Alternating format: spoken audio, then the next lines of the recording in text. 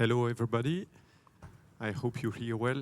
So nice to see you this afternoon. As you know, probably Innovaud is supporting startups, scale-ups, SMEs in the Canton de Vaud in their innovation projects, but also foreign companies who want to set up in Switzerland. And I'll talk about innovation, of course, this afternoon. This is often key to growth and to the economy. And I'll give you some status at this moment of the year with quite some good news on some aspects, but also some challenges concerning Switzerland. Now let me see if I can work it out. Yes. So maybe something that we are quite happy with is this ranking by Startup Genome of the Greater Lausanne region, because they work with city names as innovation hubs, where we are ranked number 11 in the world of emerging tech ecosystems. Last year we were at rank 26, so quite a progression. And they do something a bit similar to IMD, comparing the ecosystems by different criterion. And we are doing quite well in that regard, especially if we look at the population of these innovation hubs. So you see we have Guangzhou at position 10, for example, or Houston at position 12. And in the whole list, we have the smallest population. And this is really a characteristic of the whole of Switzerland. Some slides are missing. The whole of Switzerland and of Canton de Vaud in particular.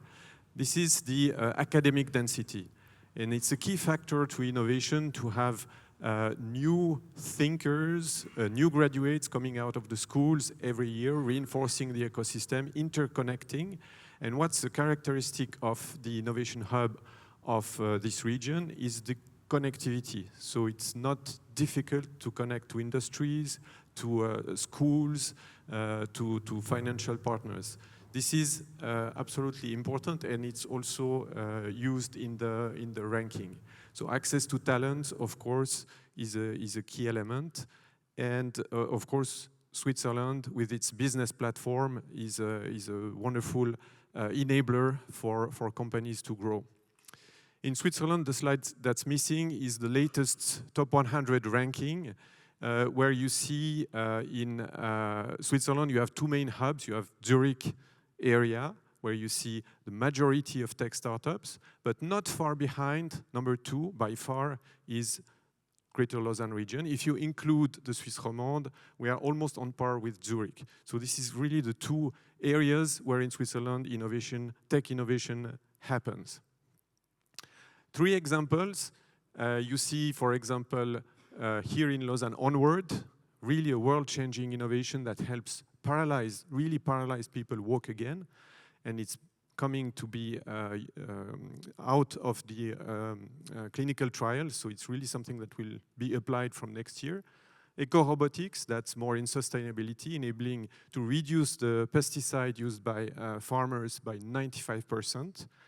And also SwissPod, that's the most futuristic project, transporting goods and even people in the future in tubes with low pressure. This is, some of you may remember Swiss Metro. It took a long way to materialize again in this region. So really very good projects. And one key example, because we had this year quite a good year in fundraising. This is probably the largest example here in Western Switzerland, 100 million for Neuron, a company that's developing a drug to fight Alzheimer's disease. This leads us to observing that this year, so far, we are almost at a record year for venture capital funding in Western Switzerland. I don't have the numbers for the rest of Switzerland, but this is going surprisingly well, considering it's still a very complex time for VC investment. So this is all good news for the Swiss ecosystem and in particular this region.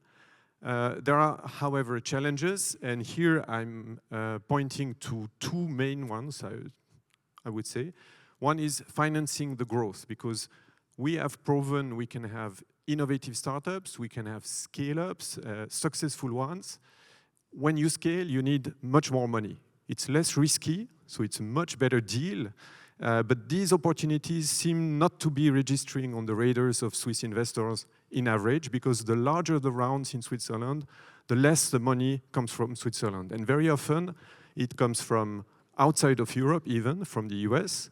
And in a way, it's a very good opportunity, because Switzerland has invested so much in the research that's behind, a lot in the early phases that's very risky. And when it comes to investing in the growth, well, we are not interested. So others can do that. And it's okay in the sense we are happy to have money invested in the region, but then the control of that technology escapes even Europe, and this is maybe not such a good idea. So we really need more Swiss money finding the way into promising tech startups, and also European money, of course. And then we have another big challenge. This is really the R&D, which is key, which is at the start of a lot of the innovations we have in Switzerland. Well, there is a reduction, for example, of the federal budget affecting the EPFL, ETHZ. This is not a good idea. This is not the right time to do that. So instead of spending on certain areas, this is really a no-brainer zone to at least maintain the level of investment.